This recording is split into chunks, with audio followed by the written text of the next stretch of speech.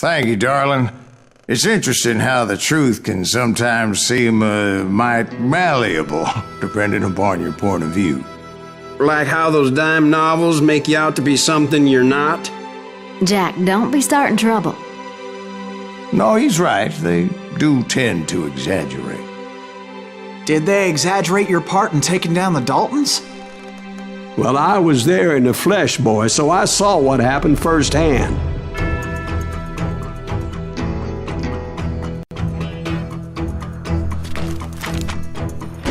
Those Daltons were lawmen once, before they all went bad, robbing banks and trains clear across the territory. Until Coffeeville, of course. I was one of the citizens who took up arms that day. Fighting on the side of the right? I did my best, sir. We all did.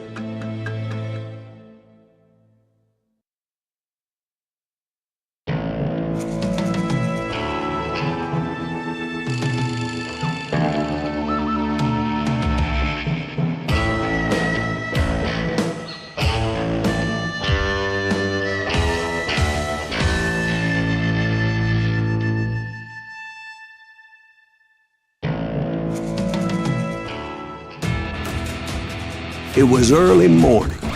One of my friends was a local gunsmith, and he handed out firearms to anybody who'd take one.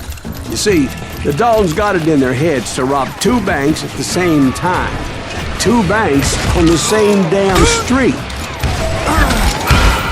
Story was Bob Dalton's girl was always writing him about how he had no ambition. Well, you're nobody next to Jesse James, she'd say. Finally, the bastard took his brothers to Coffeeville just to shut her up. It's always the woman's fault. Well, the locals recognized the Daltons right off. Before they could get away, half the town took up arms to defend their property. We got us a hero. Put some holes in him!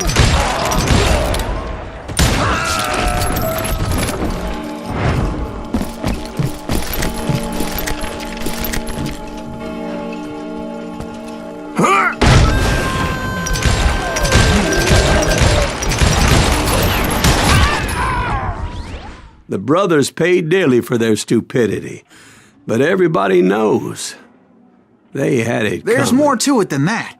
I read all about that day, so I know for a fact that it went down very differently.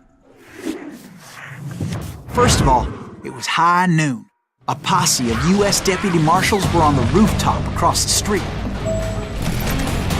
Get ready, boys. They're gonna make a move. The lawmen had been tracking the Daltons for months. Now they finally had them dead to rights. Among them was a bounty hunter feared by many a lawbreaker. This man had no intention of letting the Daltons slip away.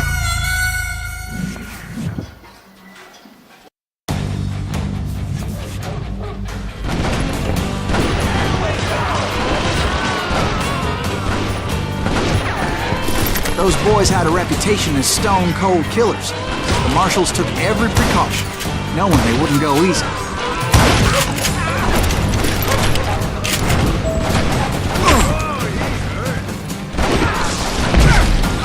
They met an adversary that day who had no fear and offered them no quarter. The marshals tried to get the Daltons to surrender. They'll give up eventually. We just gotta wait the son of the bitches out. This bounty hunter knew that the brothers were far too proud to ever lay down their guns.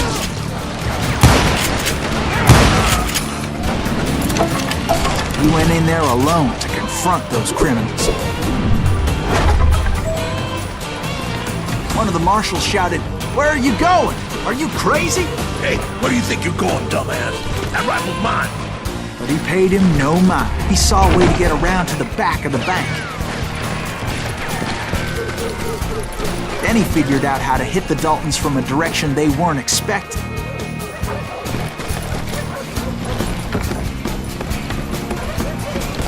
From above. Fortunately, a water tower was right there. A moment later, he was climbing up a steep ladder, laughing at danger as he did. It was brave men like him who risked their lives to tame this wild hunter.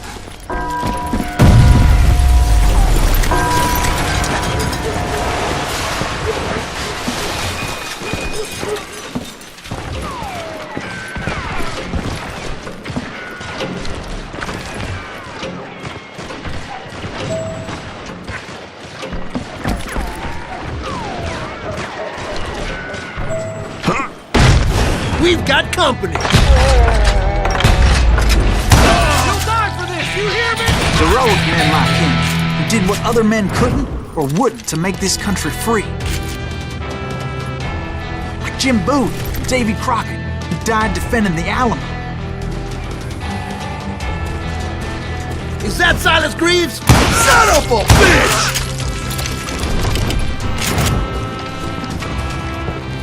Got ourselves...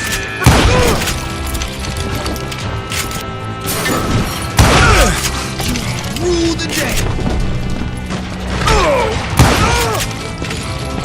You ain't stopping me.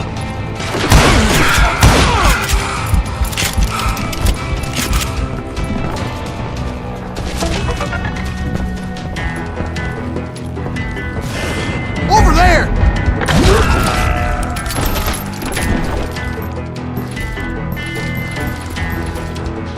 That's Silas Greaves. What the hell?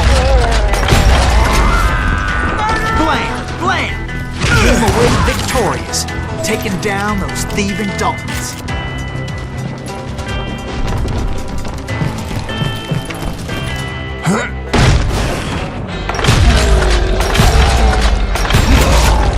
His name?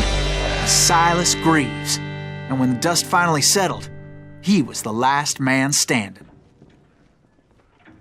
Sorry, kid, but that just wasn't the way it happened.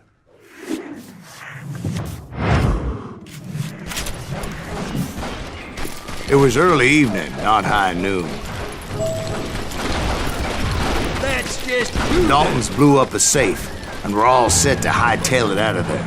Those pathetic deputies surrounding the bank were dropping like flies.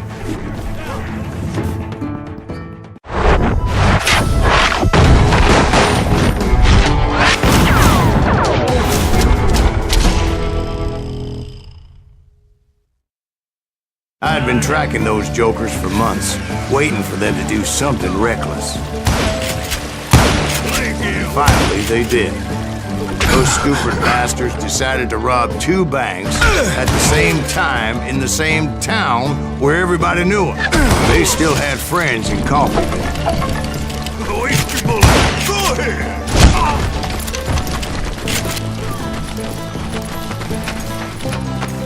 Hey, you got us evil. What's wrong in them? Those friends came after me like a pack of wild dogs, tooth and nail. They were coming at me from all directions.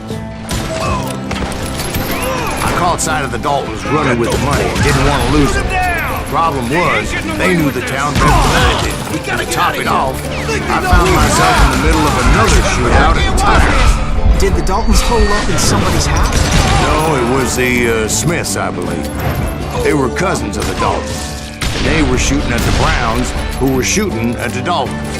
Which wasn't any surprise, because those 2 families have been feuding forever. And since the Joneses are related to the Browns, they shot at the Smiths, pissing off the Heimhoffers, whose daughter recently married a Smith. Well, bullets were flying every which way as all the old feuds in Kansas caught fire all at once. There was a hell of a lot of pissed off people in Coffeeville that day. But that's just the way life is sometimes. Shit happens.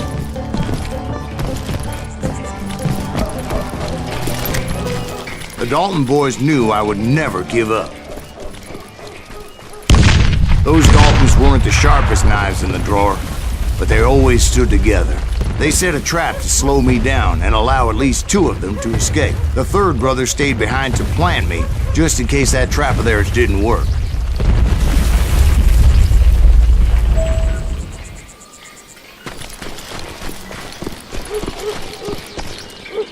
It was Emmett, the youngest, and he decided to stand his ground and face me down. I ain't afraid of you, Silas Greaves. This is where it ends for you. He was determined to protect his brothers. I understood how it felt. Taking me on all by his lonesome wasn't exactly a recipe for a long life.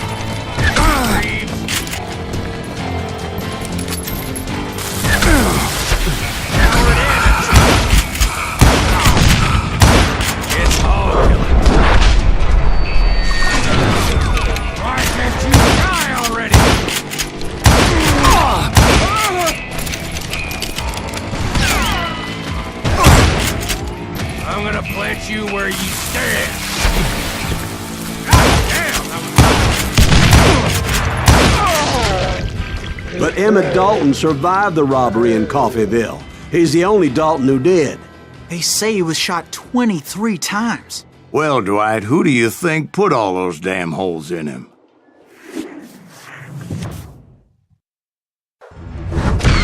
But I have to admit, that boy had grit.